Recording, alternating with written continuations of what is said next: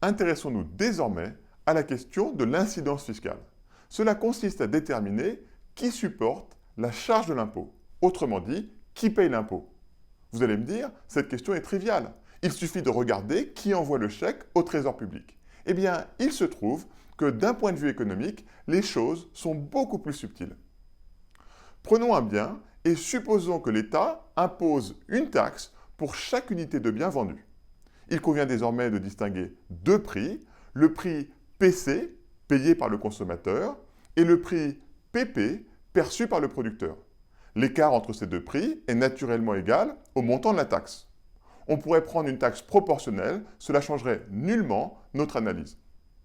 On suppose évidemment que la demande de biens est une fonction décroissante du prix payé par le consommateur, tandis que l'offre de ce bien est une fonction croissante du prix perçu par le producteur.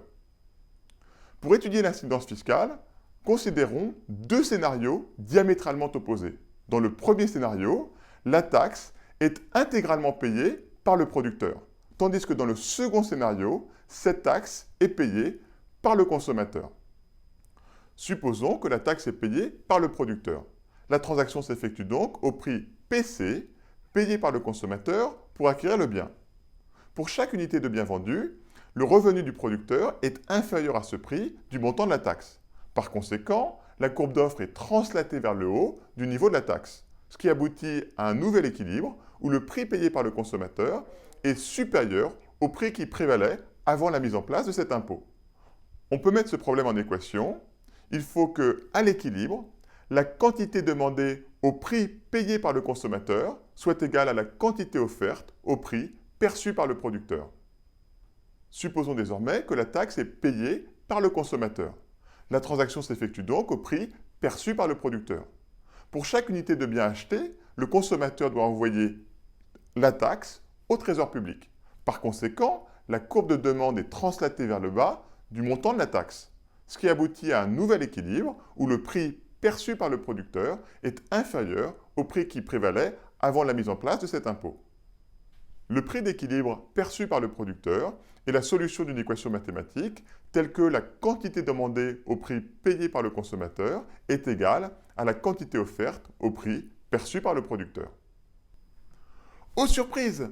Que la taxe soit imposée sur l'offre ou sur la demande, le prix payé par le consommateur et le prix perçu par le producteur sont rigoureusement identiques. On le voit graphiquement, on le voit également algébriquement. L'intuition pour ce résultat est simple et puissante. La demande ne dépend que du prix payé par le consommateur. L'offre ne dépend que du prix perçu par le producteur. Et l'équilibre est tel que la quantité demandée est égale à la quantité offerte avec un écart entre ces deux prix égal au montant de la taxe. Par conséquent, pour un niveau de taxation donné, l'incidence fiscale n'est pas déterminée par la législation, mais déterminée intégralement par le jeu de l'offre et de la demande. Ce qui est vrai pour une hausse de l'imposition l'est également pour une baisse. Il y a quelques années, en France, le gouvernement a décidé de diminuer le taux de taxation de la valeur ajoutée imposé aux restaurants. Une politique alternative aurait pu être de subventionner les consommateurs proportionnellement à leurs dépenses de restauration. Ces deux politiques peuvent paraître très différentes.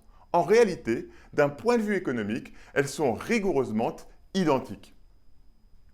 Nous venons d'établir que l'incidence fiscale ne dépendait pas de la législation. Mais nous n'avons pas encore complètement répondu à la question. Qui supporte la charge de l'impôt? Qui paye l'impôt? Il est temps de faire un petit rappel des concepts d'élasticité de l'offre et de la demande que vous avez vus avec Olivier Gosner.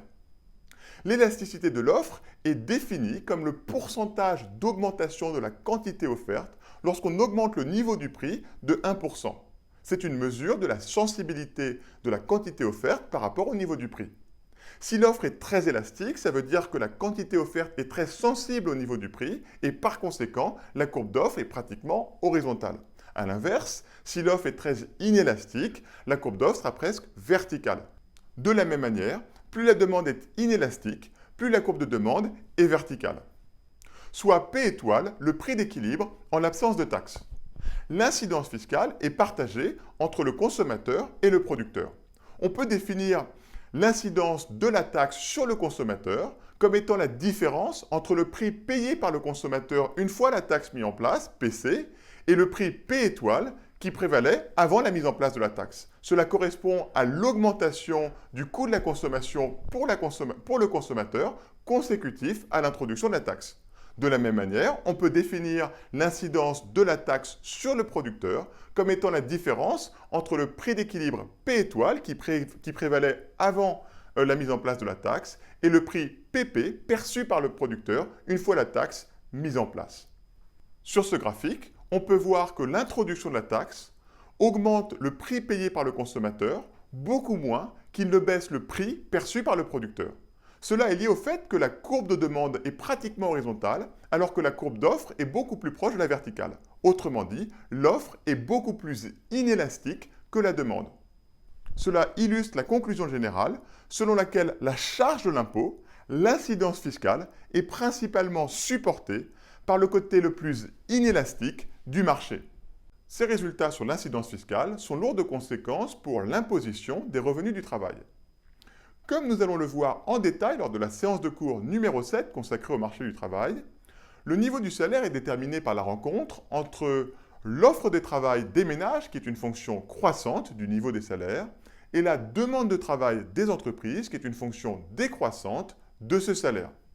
Empiriquement, dans les données, on observe que l'offre de travail des ménages est très inélastique, puisque la plupart des gens choisissent de travailler à peu près à plein temps, quel que soit le niveau du salaire.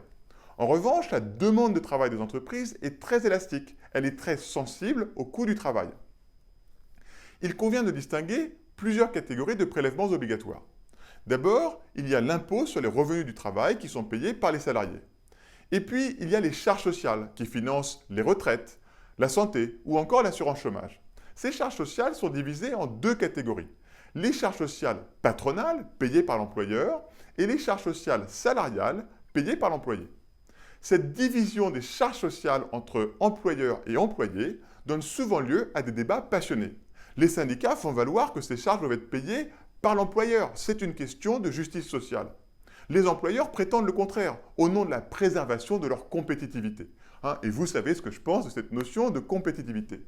Toujours est-il que ce débat est vain. Tous ces impôts sont principalement payés par les salariés, dont les revenus nets d'impôts diminuent quasiment du montant de l'ensemble de ces prélèvements obligatoires. Pour une raison qui est simple, qui est que l'offre de travail des salariés est beaucoup moins élastique que la demande de travail des entreprises. Pour bien comprendre le raisonnement économique sous-jacent, supposons que l'État baisse les charges sociales patronales. Cela va provoquer une forte augmentation de la demande de travail des entreprises, demande de travail qui est très sensible au coût du travail. Le problème est que l'offre de travail est inélastique. Ça va faire une pression à la hausse sur les salaires jusqu'à ce qu'on atteigne un nouvel équilibre où quasiment l'intégralité de la baisse de charges patronales est empochée par les salariés. Deux bémols doivent néanmoins être faits par rapport à ce raisonnement. D'abord, il suppose que le marché est à l'équilibre. Dans le cas du marché du travail, cela peut prendre plusieurs années. À court terme, indéniablement, une baisse de charges patronales est dans l'intérêt des entreprises. Le deuxième bémol concerne le salaire minimum, qui n'est pas déterminé par le jeu de l'offre et de la demande, mais par la législation. Nous reviendrons plus en détail sur le salaire minimum lors de la séance de cours numéro 7 sur le marché du travail. Une dernière remarque sur l'incidence de l'imposition des entreprises.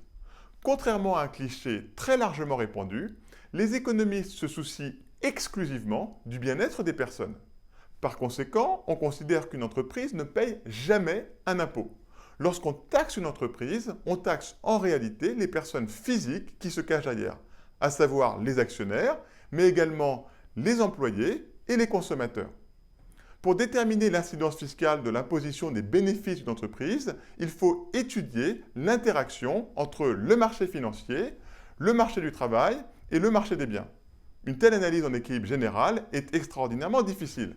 Il n'est néanmoins pas déraisonnable de penser qu'entre 50 et 80% de l'imposition des bénéfices des entreprises est supportée in fine par les salariés.